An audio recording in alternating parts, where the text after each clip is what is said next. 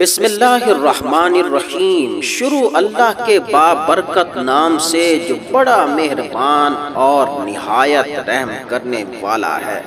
پیارے دوستو، واقعہ کربلا صرف تاریخ اسلام ہی کا نہیں بلکہ تاریخ عالم کا وہ دردناک واقعہ ہے جس سے عالم کی تمام چیزیں متاثر ہوئیں۔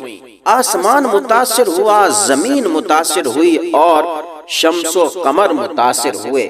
یہ وہ غم انگیز اور عالم افرین واقعہ تھا جس نے جاندار اور بے جان کو خون کے آنسو رلایا۔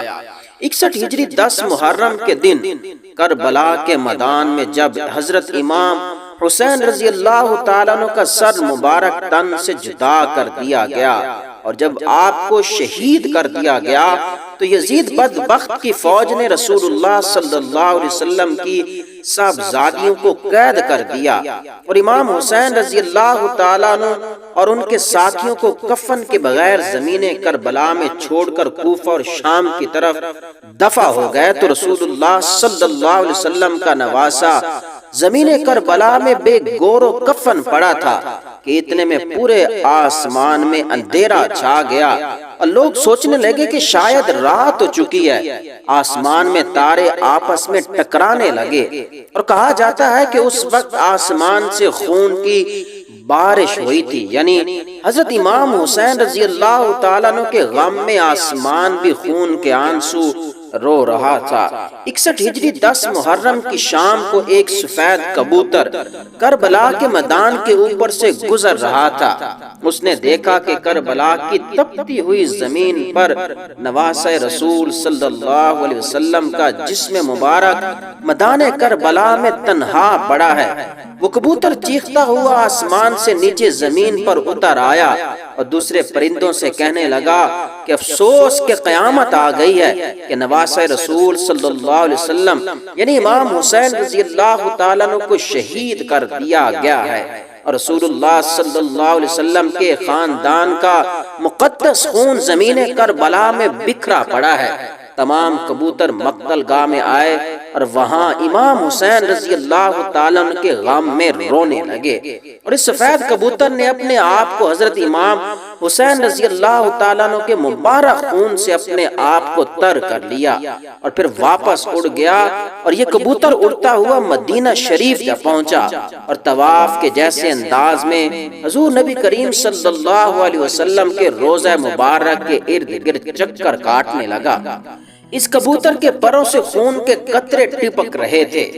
مدینہ کے لوگوں نے جب اس کبوتر کا حال دیکھا تو وہ حیران اور پریشان ہو گئے اور آپس میں باتیں کرنے لگے کہ آخر یہ معاملہ کیا ہے۔ اس کے بعد جب مدینہ کے لوگوں کو حضرت امام حسین رضی اللہ تعالیٰ عنہ کی شہادت کی خبر ملی تو ان لوگوں کو سمجھ آئی کہ یہ سب سے پہلے ظاہری طور پر حضرت امام حسین رضی اللہ تعالیٰ عنہ کی شہادت کی خبر درگاہ رسول صلی اللہ علیہ وسلم پر پہنچانے کے لیے یہ کبوتر مدینہ میں آیا تھا۔ دوستو، تاریخ میں لکھا ہے کہ مدینہ کے باہر ایک بستی میں سیام نام کا ایک یہودی رہتا تھا جس کی ایک لڑکی تھی جو ظاہری شکل و صورت میں بہت ہی خوبصورت اور اچھی تھی، مگر اس کو اچانک ایک بہت بڑا مرض لاحق ہو گیا جس سے اس کے دونوں ہاتھ، پاؤں اور آنکھوں نے کام کرنا بند کر دیا اور وہ نابینا ہو گئی۔ اس لڑکی کی حالت کو دیکھ کر اس کے محلے کے لوگ اس کو شدید نفرت کی نگاہ سے دیکھنے لگے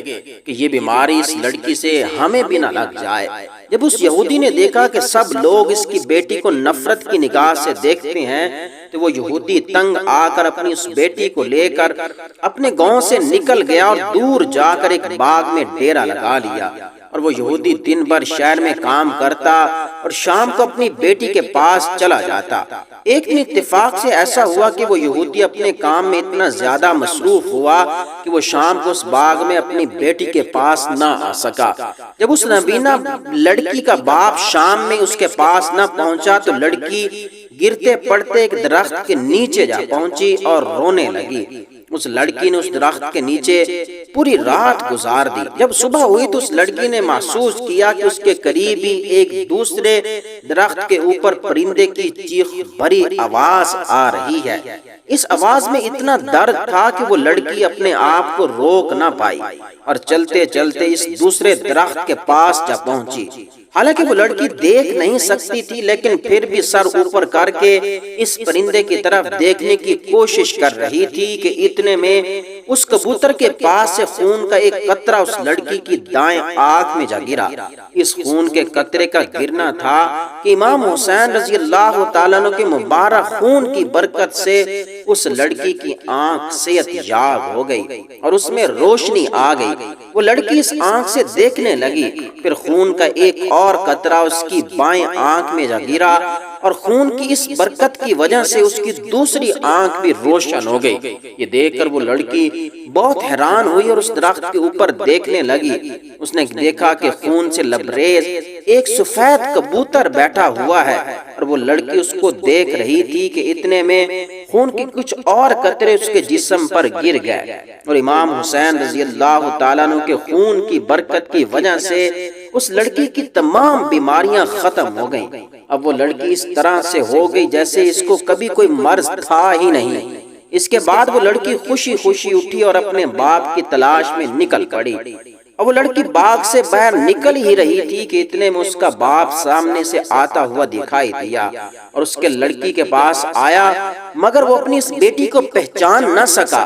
اس لڑکی کو اجنبی سمجھ کر وہ پوچھنے لگا کہ اے لڑکی تو کون ہے اور اس باغ میں کیا کر رہی ہے؟ میں اپنی ایک بیٹی کو اس باغ میں چھوڑ کر گیا تھا، کیا تجھے اس کا کوئی حال معلوم ہے کہ میری بیٹی کہاں گئی؟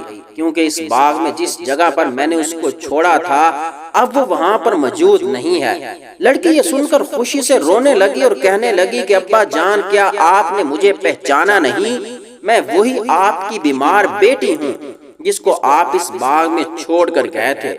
یہودی یہ سن کر بہت حیران ہوا اور اس کو اس بات سے اتنی زیادہ خوشی ہوئی کہ اس کی آنکھوں سے خوشی کے آنسو ٹپکنے لگے اور اس نے اپنی بیٹی سے کہا کہ تمہاری یہ بیماری کیسے ٹھیک ہو گئی؟ تمہیں نظر آنا کیسے شروع ہو گیا؟ اس لڑکی نے اپنا سارا واقعہ سنایا اور اپنے باپ کو اس درخت کے نیچے لے کر گئی جو کبوتر امام حسین کے خون سے لت پت تھا، ابھی بھی وہیں اسی درخت کے اوپر بیٹھا تھا اور روتے ہوئے دردناک آواز نکال رہا تھا۔